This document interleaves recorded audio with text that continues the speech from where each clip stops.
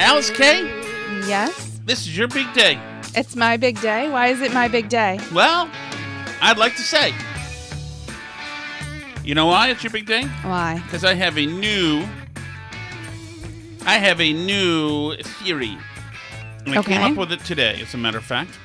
Why does that make it my big day? Because you get to be the first recipient of this theory. Oh, good. You know how we've got a cultural problem here, and it's so important to everybody to show how benevolent and good and virtuous they are. Mm-hmm. And people want to pair off any way they can into their tribe. Yeah. And let you know. Like, anytime they see something that looks like it could be a little bit Trumpy, they're going to run the other way and do the opposite thing. Mm-hmm. Right? Something hit me today as I was driving. I was driving from here to, I ended up driving up to Seabrook, New Hampshire, through Newburyport, Massachusetts, up to Seabrook, New Hampshire, and I kept witnessing the same thing. That people are on, there's usually a small car, Tesla, Prius, smaller car, Mini Cooper even, and they're going exactly the speed limit or a little slower. Mm-hmm. And then there's somebody behind them who's like, holy jeez, go fat, move your... And I'm seeing it more and more. I'm noticing it more and more. And because I'm like, since my guy Lionel, I'm just noticing impending problems now more in the streets. Mm-hmm.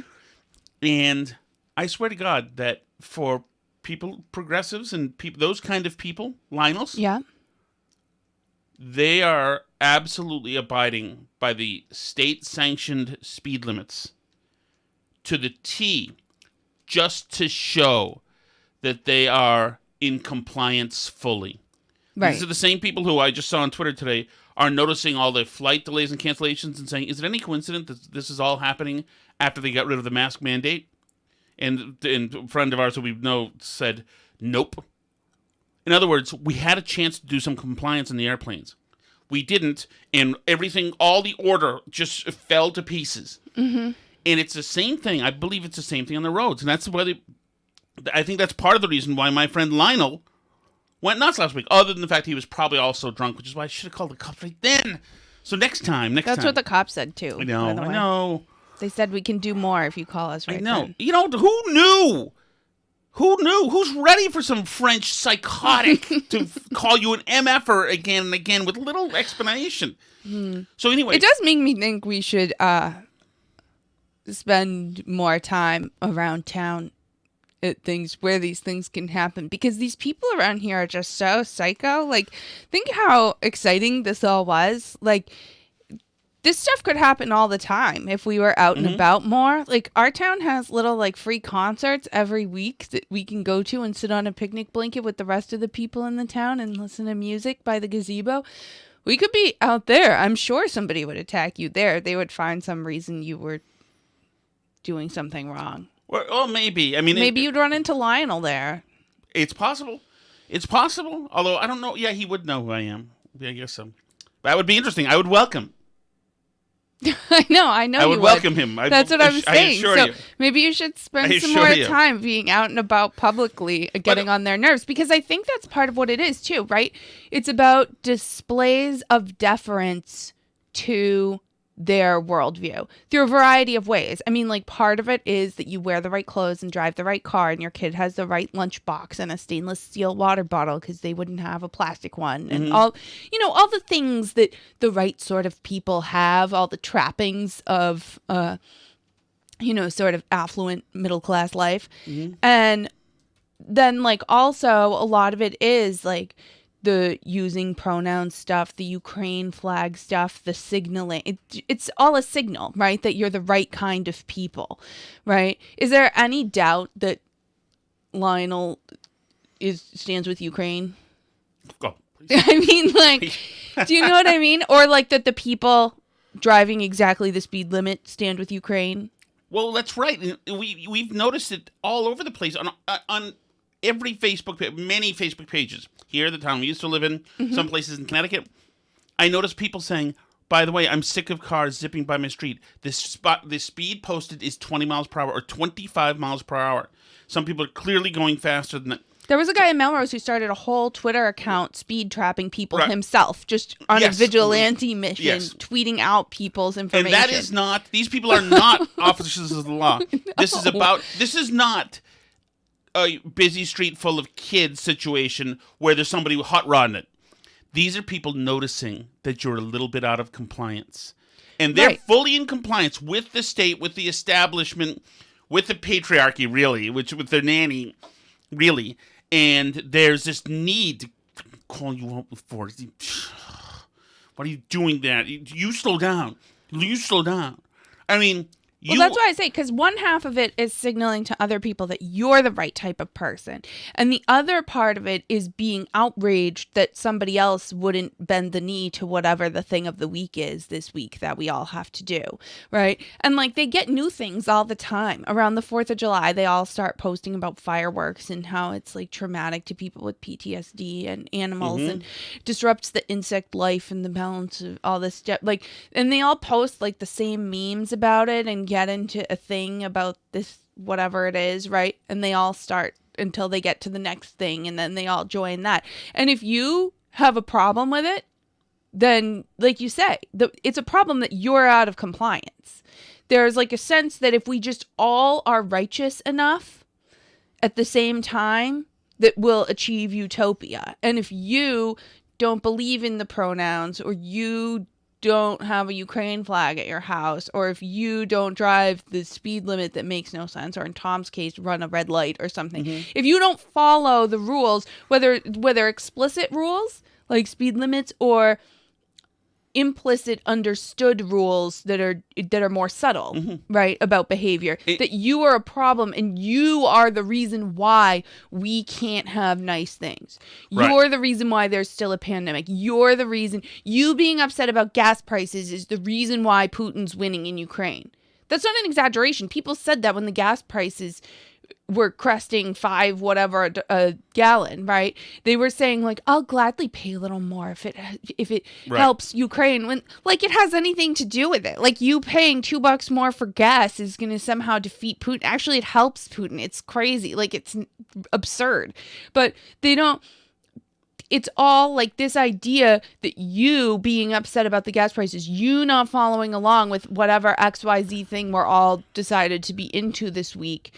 Oh, the reason trans people keep killing themselves is because you don't believe in it. You have to believe in your heart. We all have to believe in our heart that Leah Thomas is really a woman together at the same time, and then trans people will be happy and not kill themselves anymore. By the way, I stood up for myself today. Also, let me tell you, I was in it's Hampton, New Hampshire, right? It's got the huge market basket, right? Is that Seabrook? Is that Seabrook that has the good one? That's the one I go to. I was in there today, and it was a total and utter cluster bleep. Everything had a huge line, curling around, bending around everywhere. I had maybe 15 items. And I'm looking, there's no line. It is a cluster. I've never seen someplace so busy and so many. Why do you think Haverhill, that parking lot was hopping too when I went there today? I don't know what it was about today. I don't know. So anyway, I had my stuff, and I noticed that that people, it's so busy that people are lining up in the cafe, and the cafe line where you'd pay for that food. And so I find a guy in blue, the officer, whoever, the guy with the blue jacket, and I say, can I jump in there with this? And he said, sure. And he said, sure, as long as you have nothing that needs to be weighed, because it's not whatever. Okay. So I go, and I noticed that the girl, I go in there, and there's a guy next to me behind saying, this line's a lot better, or whatever. And I said, yeah, I guess, yeah, we'll see. So there's a few people in front of me who are together, like as a group, like two guys and a girl, whatever. And I noticed them divvying up their items. Like, you take 5, and you take 5. So I'm like, so that they end up under the total number, right? 12 items or less number, or whatever. I get there. It's my turn, and the woman says, "Yeah, this is lines for 5 items or less. 5 items or less for this line." And let me tell you something. Yes, true. That's true. This is a woman in her late 60s, maybe. You know, but I would have I would have been the Seabrook Police and New Hampshire State Police and feds would have had to intervene on these standout, as if I'm going to put some of the things, place them somewhere else. Mm-hmm. And so she said it's has 5, and I said, no, your guy over there in the blue told me I could come in here, and he told me to come in here and do that. And she said, no, well, it's 5 in here maximum. I said, I am paying for these items right here, or not. Well, actually, going back, God damn it, that's what I should have done. I should have said, okay, well, I'm going to steal the other 15 then. So that's what I should have done. I never had the right thing to do at the time. Is that a good thing? Oh, it would have been great. There was a time I had one of those things one time. There was a time the old Brookline stop in Star Market. Did I ever tell you about this? Mm-mm. I was, I forgot. Anyway, anyway, the end is I walk out of the place with the groceries because nobody helped me. So I'm like, are you guys just talking? Is nobody going to? And they said, okay, fine. Anyway, so anyway, this 75-year-old woman who she relents, and she said, "Well, I don't even know what I scanned. It didn't scan it, so that's fine. Whatever. But you know what else? I stood up for it, and also the guy next to me had more items too, and I was like, I freaking just fought this battle for you, and I cleared the way for you, but he didn't say anything." But I just want to. It's one of the pioneers are never appreciated. It's not exactly a profile and courage moment. Are you sure? Well, seems pretty brave to me. Honey. Well, thank you. But you know what? I think a lot of you guys are with me on this. There comes a time in life when you say to yourself, maybe it's after your mid-30s or whatever. You know what? Not every situation is going to end up with me getting effed. And as a matter of fact, I've had enough of those in my life, and probably you have too, with it used to be long distance carriers or the cable company or whatever, with somebody double charges or somewhere. I've had enough of those losses where Tom loses. And now I'm fighting the battle, Alice.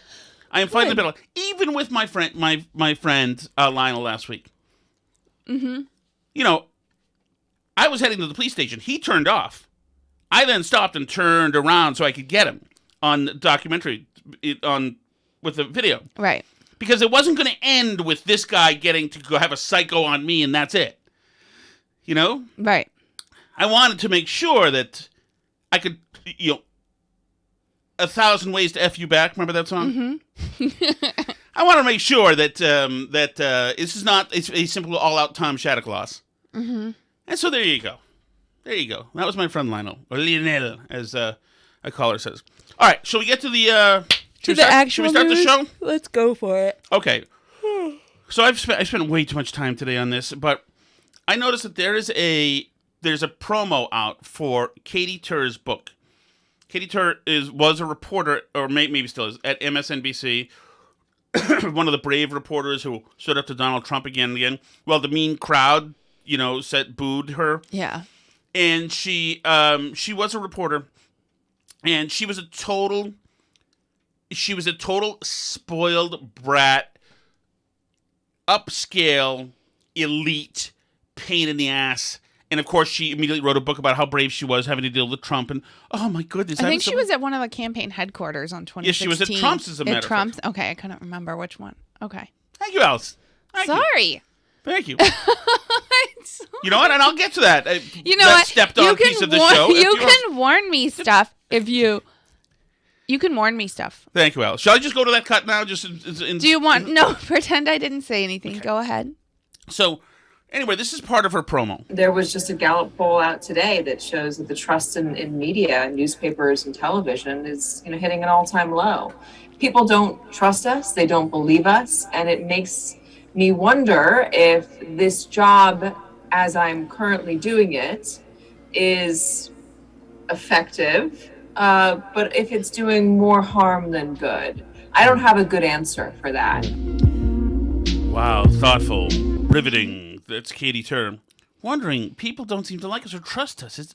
What is it that we're doing? Which brings me to, actually, the election eve of 2016. Alice. Yeah, she was there that night, covering the events at Trump campaign headquarters.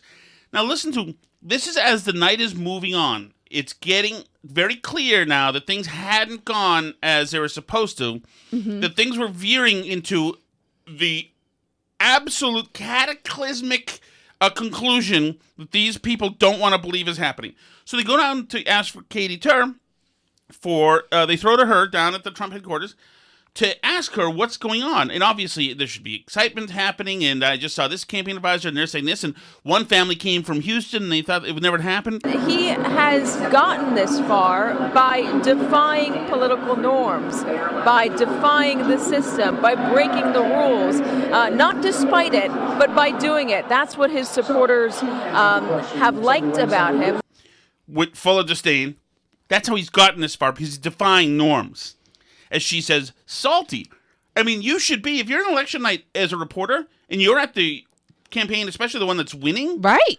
There's all sorts of good stuff. There's all sorts of good stuff. Yeah, but that was supposed to be the assignment that was supposed to be at the Clinton campaign. This was supposed to be a different assignment. This was supposed to be like, tonight we've witnessed the rejection of the toxic whatever that Donald Trump. That's what that was supposed now, to be, of course, that you can listen to what you can hear them once again singing in the background. He has gotten this far by defying political norms, by defying the system, by breaking the rules, not despite it, but by doing it. That's what his supporters so the Trump people are singing, hey, hey, goodbye, because Hillary's losing more states, and they're watching it on TV. You're making me want to go back and watch this. I know. Guys, this is a divided country right now. As much as he energized his own supporters, he revolted millions of Americans. And what?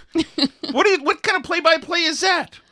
He revolted millions of Americans. Wait, no, tell us the sights and sounds in the room and talk to some people. Right, you're not on the panel at the news desk. You're supposed to be reporting what's happening where you are. Right, but she's, of course, she's sickened. too important for that. She's sickened by all these people around in a good mood. All the norms have been, by the way, not that it matters at all, but she compares Donald Trump to her own father, Bob Tor, who has now had a sex change and is a woman.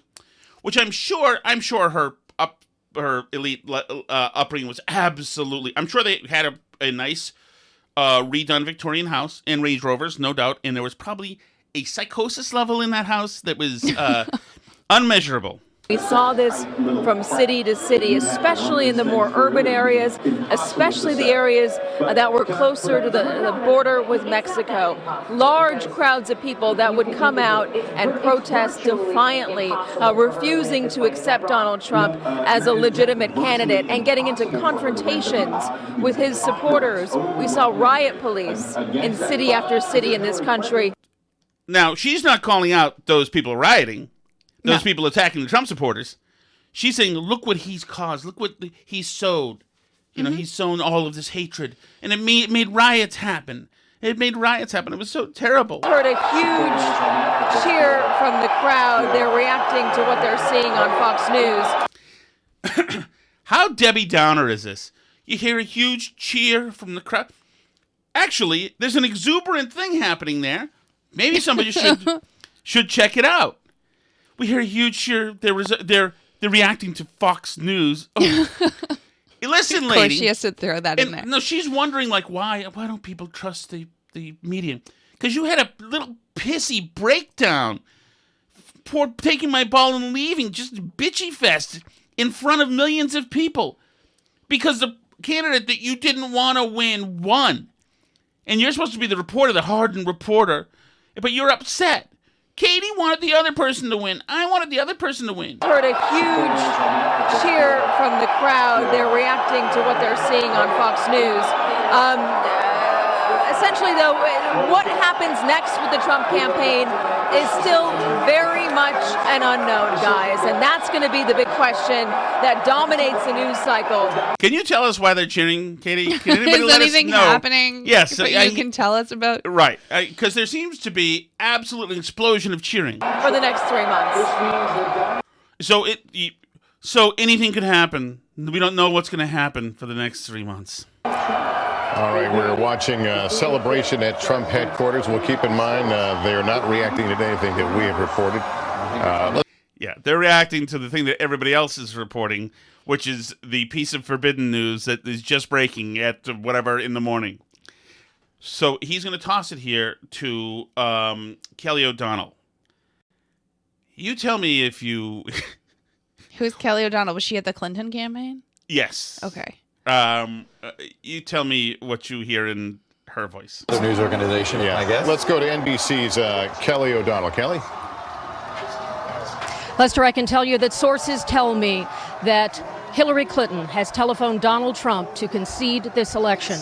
It is now President-elect Donald Trump. Sources say the phone call was placed just a short time ago, where the former Secretary of State has conceded the general election to Donald Trump, who has never held elective office and is now the president-elect. You gonna be okay, Kelly? He's never held... Like, why add that? By the way, he's never held elective office, and now he's the president-elect. Oh, why do people not trust the media? I don't get it. Here's more Katy. This is Katy Tur, and there's some other woman involved in this too. She's explaining to John Podhoretz, who's the Commentary Magazine guy, who actually has a brain in his head, that the middle class is gone. You have this class of people who have more wealth than everybody else combined, and almost no middle class any longer, and people who have no money whatsoever, who are basically living on the poverty line. We have no middle class any We have a longer? much smaller middle class than we historically used to. Yes, we do. No, we don't. That's actually not true. But in any case, what you're talking about... We just had a government shutdown where 800,000 federal workers were missing one or two paychecks, and a number of them said that they were worried about paying groceries because they couldn't. That doesn't mean that they're not in the middle class. Living paycheck to paycheck is not middle class. Sure it is. What? Middle class is an income level.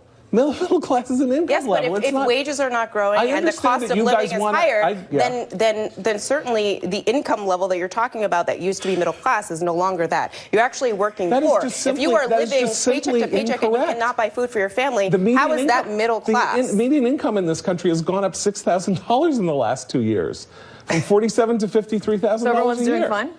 I'm not saying everyone's doing fine. So everyone's you just doing said fine? that there's no middle class anymore. That's a crazy Not thing in the to say, strength of Katy. the... Can you imagine? Just say that the middle class is gone. Just say that everybody's hurting. John, stop it. That's what we're going with. Wondering why the Americans don't trust the media. Or maybe her positioning of the president. You talk about the president, not you specifically. I think we generally sometimes talk about the president in saying that the best way to get him not to do something is to tell him not to do something. That's how you talk. That's what happens with your 4-year-old.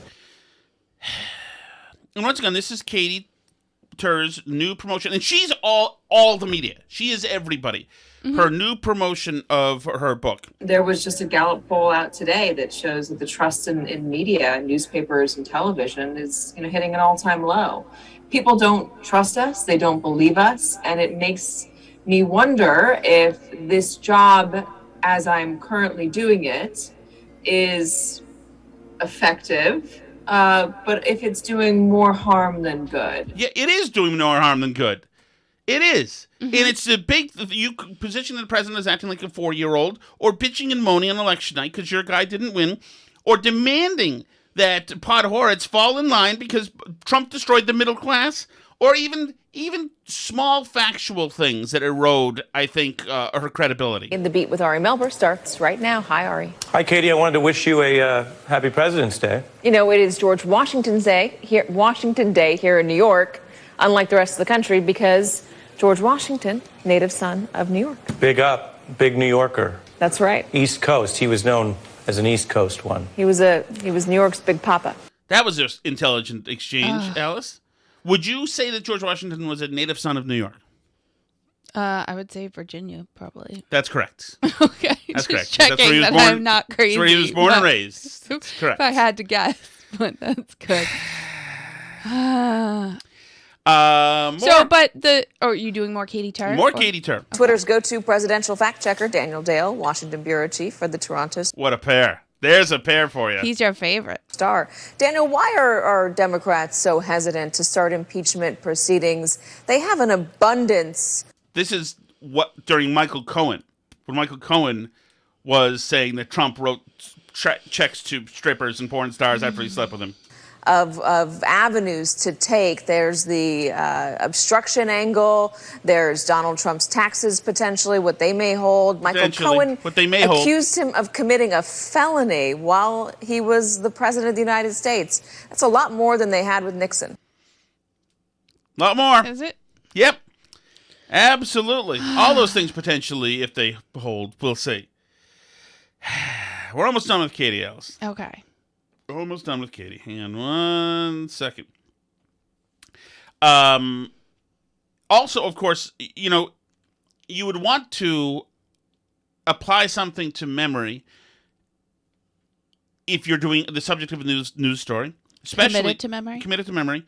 Especially if this person, it's possible, may rise to some prominence. So this is 2018.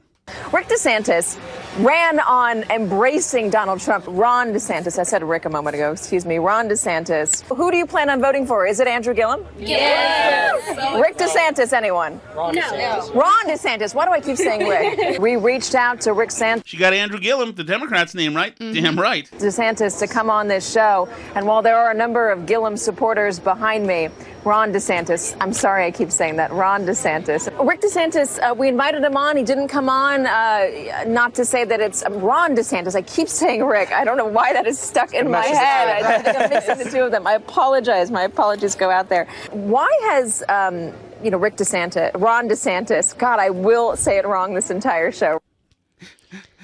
So this one, I have three more Katys, Alice, and this speaks to you because this is during the time, this is 2018 when you were radicalized. Mm-hmm. This is Katy Tur talking to Beth Wilkinson, who was Brett Kavanaugh's lawyer. Okay. Christine Blasey Ford had just made her appearance and had literally shaken the country with her story, her truth, which we know was absolutely true. Here's Katy. Are you calling her a liar? I'm not calling her a liar. I think she has known about this for a while, supposedly, and so has Mr. Avenatti. He waived this on some of your programs since last weekend and said he knew about it. Sorry, it's the Avenatti. Oh, the Julie, whatever. Swetnick thing, rape. And he never went to the police. As an attorney, I know what my obligation is. It's to my client. And if I had represented her, it would have been my duty to go to the police immediately. Well, now, given why is it that there none are of those scores people have come over forward? years, why is your client not demanding an FBI investigation to get to the bottom of this? Her question was, why is Kavanaugh not demanding the FBI? An FBI investigation into himself. Please, FBI, I would like to be investigated. To discredit these women. Right. Which is not something, there's no number to call to say, I'd like you to launch an investigation, please. Yes, I have complaints about Somebody has gone on CNN and said they remember me raping them. Would you please investigate to make sure I didn't? He didn't know about this until it came out today. Oh, sorry. Mr. Avenatti has had this information for weeks, months. I don't know how long he's had it. Is he now demanding an FBI investigation? He knows he didn't do it. It's not his job. If the committee wants to demand an investigation. Can you see if maybe I did? What I don't know. Just double check. Because I might have. I was raping somebody, I remember. I'm not. Why doesn't he want an FBI investigation, though, if he knows he's innocent and there are multiple people out there who could go... This is Katy Tur, the person saying, I think people don't believe the media anymore. I don't understand. Was it me? On the record and go under oath or be interviewed by the FBI under threat of perjury. Why would he not want the FBI to get involved? Interrogate me, please. Be more fierce. Can you put me on a lie detector test? Play good cop, bad cop. I want a hanging light bulb with no. Yeah, keep me up for 36 hours without food or drink. Be brutal, please. Waterboard me. Interrogate me. I'm capable of deep lies. Don't let me ask for a lawyer either. Work the way you're suggesting, that the burden gets put on somebody when there's an accusation. Well, this isn't a court trial. This is a job interview. It's two different things. No, it's out here in the public opinion, and what you're doing right now is a perfect example. You're claiming because he was drinking, he must have done it. No, I asked you, can he be confident in his memories? Don't put words in my mouth. Ooh, a Kamala moment. I asked you if he was confident in his memories. That's all I asked. Yeah, but I heard your last session, and you guys were all saying, oh, there's so much detail. There's no detail in here. There's no place. There's 1 or 2 years generally. There's no other people. There's no dates. There's no times. There's no information here other than that there are multiple people supposedly involved. Does your client believe any of the accusers against the president? Huh? Does he what? I'm sorry. Does he believe any of the women who came out and accused the president of sexual misconduct? I don't know what that has to do with this. I've never discussed that with him. We're talking about what's happening here. And I came today to be on your program to tell you exactly what he believes and what we know, and that's it. Can you imagine that? Did your client believe the moon landing happened? Does your client believe that OJ was innocent of killing Nicole Brown Simpson? Like, I mean, like, why not? You're right there. So, and then around the same time, maybe even the same show, Katy Tur had 2 lawyers on.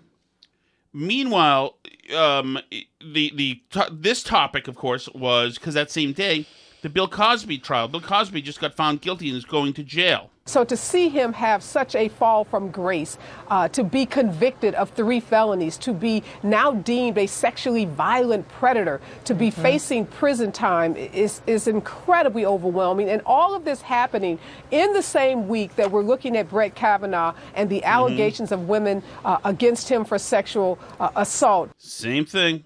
Same exact thing. During the break, I'm scrolling through Twitter and I'm looking at people actually saying and applauding the judge in this sentence, and then in the same breath wanting to defend Kavanaugh. And it's disturbing to me because, again, like Ariva said, this is a monumental defining moment this week when you have someone like Cosby going to prison and then in the same breath having Kavanaugh possibly going to the highest court in the land. And so anyone that's defending Kavanaugh could not in the same breath now applaud this this verdict that the judge has handed down in the same breath. It just doesn't make any sense. You see? It's weird. It's almost like some people are innocent of things and other people are guilty of things, and courts figure out which ones are which. Here, Christine Blasey Ford.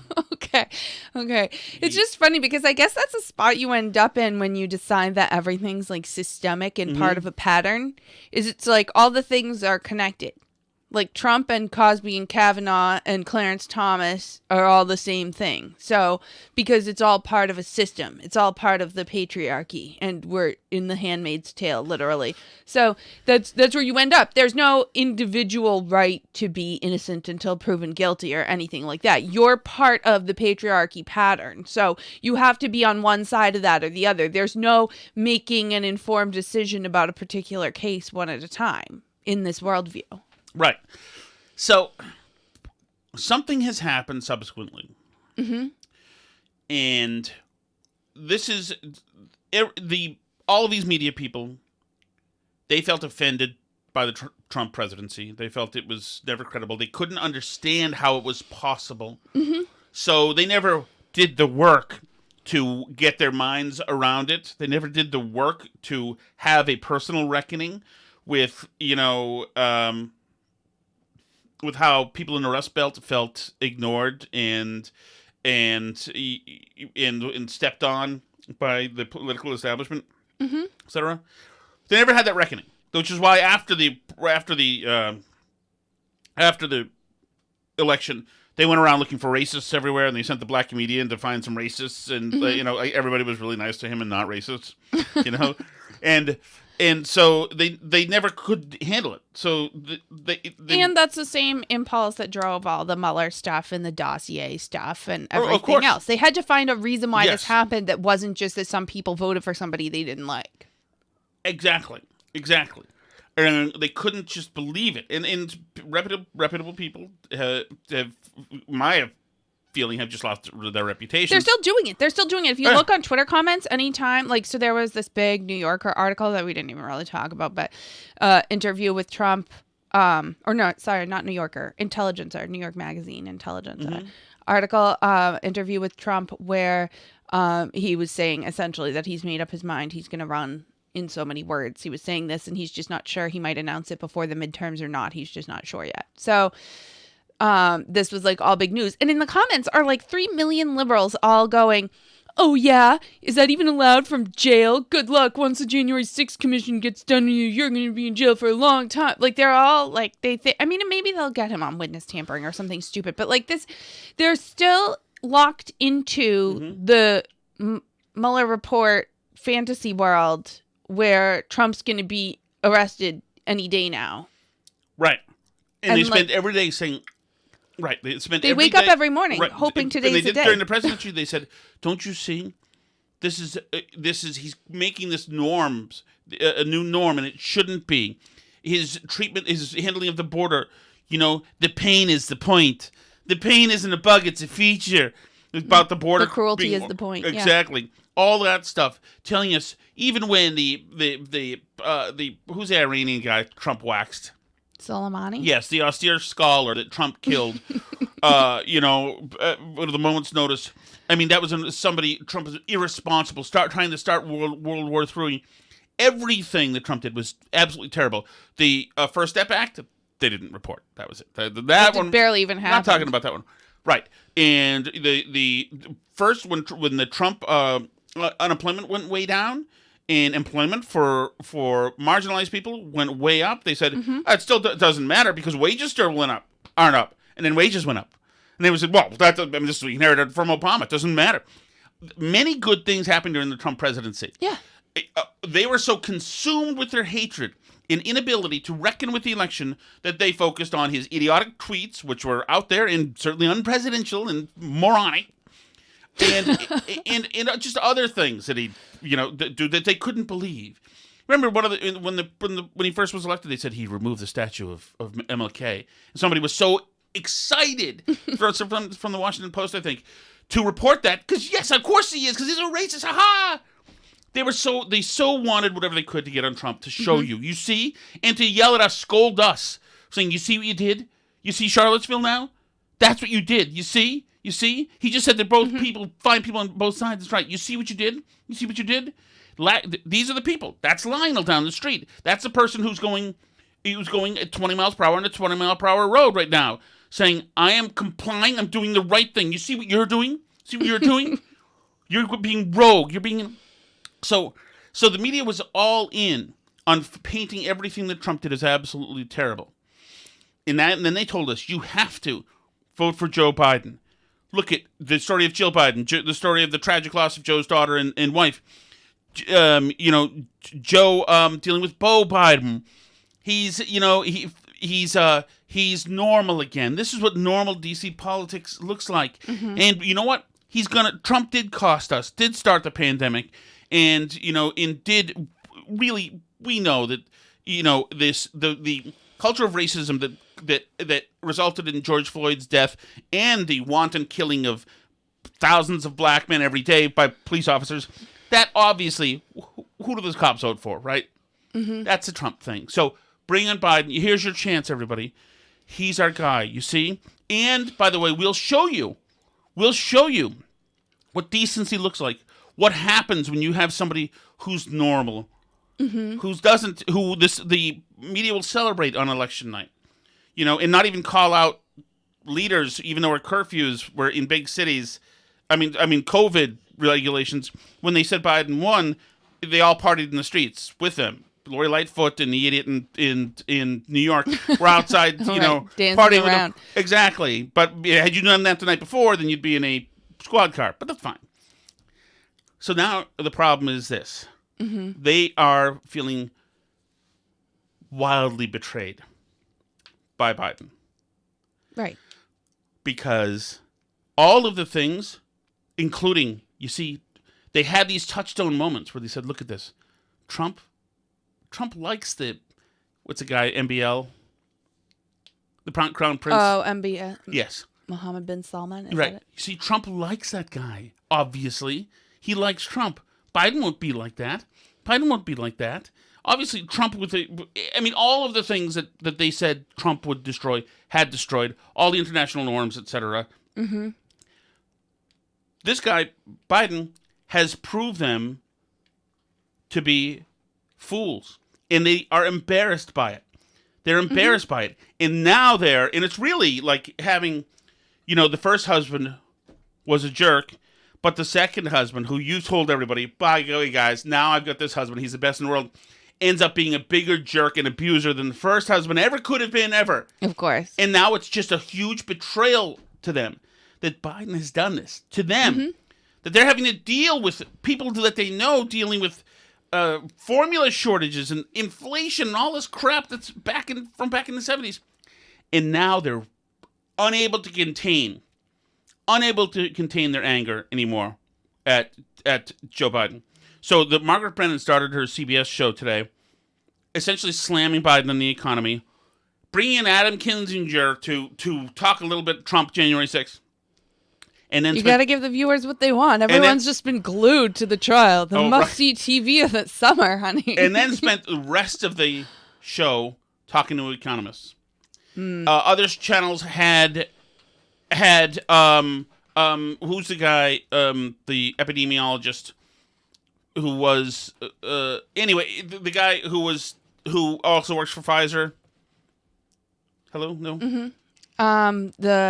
Scott Gottlieb. Gottlieb, exactly. Him saying that the monkeypox situation is a result of ineptitude from the federal agencies. Once again, now monkeypox, he called it a pandemic. He said, yes, it's a pandemic. The administration doesn't want to call it that for obvious reasons. Yeah, and like we said last week, they've effed this up in multiple ways, and they're trying to message their way out of it by talking to LGBTQ plus influencers. Like they're exactly, it's a total mess. Locally dumb Democrats are like, there's almost going to be a mask mandate in New York again soon. It's like, this is craziness. So Martha Raddatz now starts her show, and she's had enough. She's had enough of being embarrassed and humiliated by this administration. Right. You know, it's portrayed them as total fools, and this is how she starts her show. But after promising during the 2020 presidential campaign to make Saudi Arabia a pariah for the murder of Washington Post journalist Jamal Khashoggi, the president traded tough talk for fist bumps, urging the oil-rich nation to boost production amid rising pressure to combat sky-high inflation and soaring gas prices. The Saudis made no such guarantee during the trip. That is an uppercut from the media. That one stings. Yeah. I mean, and AFP tweeted too. Their tweet was something like, let me find it again. Sorry, I was looking around. It was like that he's lost now his reputation for being a fierce defender of human rights because he went and hobnobbed with them and fist bumped and stuff too. I mean, this is like the hard news agency of the world, Agence France Presse, and they're like saying this about him, that he's lost this reputation now because he's chilling with MBS and all the people. It's really crazy, like, to see how much the media has turned on him. Okay, now we have to do. We'll continue this on the other side for the Patreon stuff. Oh, by the way, check out my Substack. Alice Shattuck wrote a brilliant piece on lack of transparency in state government and incompetency again. Right, and it's half paywalled. The first chunk of it is free, so that's right. We'll screenshot and release almost the whole thing anyway on social media. So when I say we, who do I mean else? And so anyway. So we're going to get to the chat now, and then we also want to hit this this woman who was shot at by this guy. What is her name? I have it here somewhere. I have 26 cuts. Arabella Foss Yarbrough. She was Wednesday night. A dude in the neighborhood was shooting in her building. Yeah, was shooting at people in her building, and she was terrified. Then the cops came and shot him. And so there was angry protests about it because, of course, everything's got to be about race. And she had enough, and she went nuts in the crowd, and it was pretty good stuff. But now we go to the chat. Does that work for you? It's fine with me. All right. Hey, it's Toast, guys. Oh. Well, I'm torn because Tom says he likes me more because he thinks I stole plants from Noonan's. But I must speak out to defend my reputation.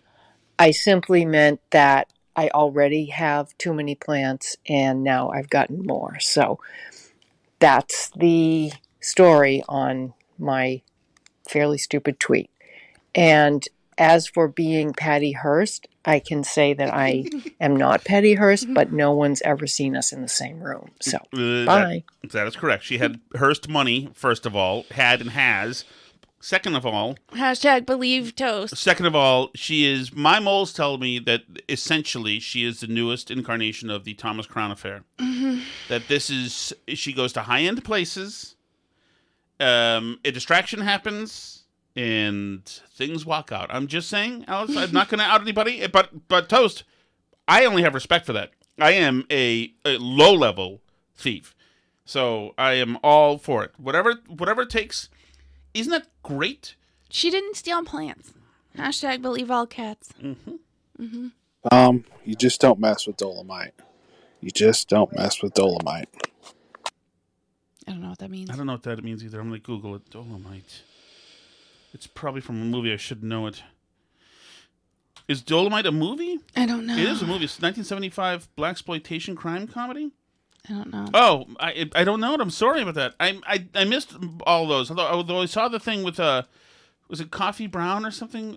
With Tarantino's thing. With that woman was really pretty. And also, it looks like it's a song lyric. If you Google, I don't know anything about this. So, who's there? Okay. Everybody else all right? Okay. All right. Okay. Hey there, it just occurred to me that I forgot to mention the other purveyor of the narrative in these parts, and that would be the Facebook community page. But I don't subscribe to that one. So anyway, I had forgotten about them. Okay, thank you. who was that? John in Wokefield. Oh, is that? That's John in Wokefield. Oh, it is. Sure. Oh, no, okay, so that's part 2 of 2. Okay, so this is part 1. Okay. Okay, I didn't. Okay. Hello, yes, I have a message for the anyone who might be able to reach the Wakefield Daily item known at the intersection of the North Shore and Middlesex County as the item of record. Anyway, the word on the street in these parts, or at least at the West Side Social Club, is that nobody likes the new layout, and it doesn't look better. The old layout looked better. Anyway, that's all I have to say. Thank you. Oh, very interesting. Have you been there, Alice? Mm-mm. Very interesting. Maybe we should check it out. What do you think? Maybe we should. Thank you, John, by the way. Hi, Steve from Merrimack. Hey, Steve. Very disappointed in the both of you that you had no idea who Paul Thomas Anderson is. Tom, Boogie Nights, There Will Be Blood. This past year, he put out a fine film called Licorice Pizza. And his first film is not called Heartache. It's called Hard 8. It's a Vegas movie. It's really good. Check it out. Try to be better, okay? We'll try. We'll make an attempt. Wait, Sorry. so first of all, I don't know. I'm not. What the freak is Licorice Pizza? I did hear. I don't about look this, at I don't have time. Steve, I don't look at a lot of talkies, especially new ones. I don't trust people with this crap. Boogie Nights was thoroughly fine. Okay, I saw it in the theater. It was thoroughly fine. But what are the other ones? Hi. So disappointed in the both of you that you had no idea. Tom, Boogie Nights, There Will Be Blood. What's There Will Be Blood? Do you know, Alice? I don't know. I don't I don't watch this crap. I mean, is that the oil one? Is that the oil? I don't. Is that it's Daniel Day-Lewis? Yes. Yeah. It's not. Yeah, it's just like not about oil or something. It's not my category of stuff. I have seen that, I think, but I don't remember it that well. This past year, he put out a fine film called Licorice Pizza. And his first film is not called Heartache. It's called Hard 8. It's a Vegas movie. I'll look into Hard 8. I think Justin corrected us on the heartache thing on Twitter also, possibly. Yes. I don't, you know, let me just say this. I don't believe... You can't have an encyclopedic knowledge of Katy Tur's news hits and also have room for all this movie trivia. And I'm not going to go out and see because Steve, because I know that you care what Rex, what's his name? The film reviewer.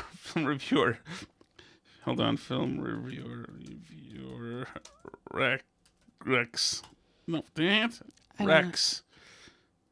Alice, you're excused from this. Rex Reed. No, because you're listening to what Rex Reed tells you. I'm not going to go watch Hard 8 in Chocolat and the thing where the girl sleeps with the fish. I don't care about these movies that are licorice pizza. It already sounds like a dickheaded movie. I'm not watching it. It was highly acclaimed. Oh, was it good? That's good. That's good. I'm not going to watch freaking Top Gun anyway. And the first one sucked. Oh, God. What are movies that you like? Role Models. Okay. Role Models is a masterpiece. Okay. It is without flaw. It should have won 26 Oscars. It's a brilliant movie. I watched Role Models, and that might be it. And Hugh Grant movies. Yes, but Alice, they're gonna think I'm a wimp if you tell them. Sorry. Tom's definitely not a wimp, guys. He likes very manly movies. Pushed around a 76-year-old cashier today. Mess with me, lady. You can yell at him on Twitter if you want to.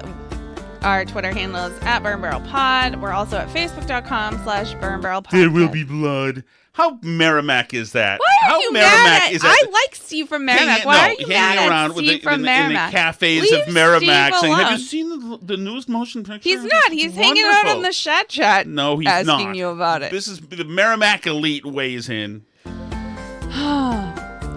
Anyway, what else do we have that you can check out? We have a website, burnbarrelpodcast.com. I can't believe they're building a Dunkin' Donuts near 495. That's Steve.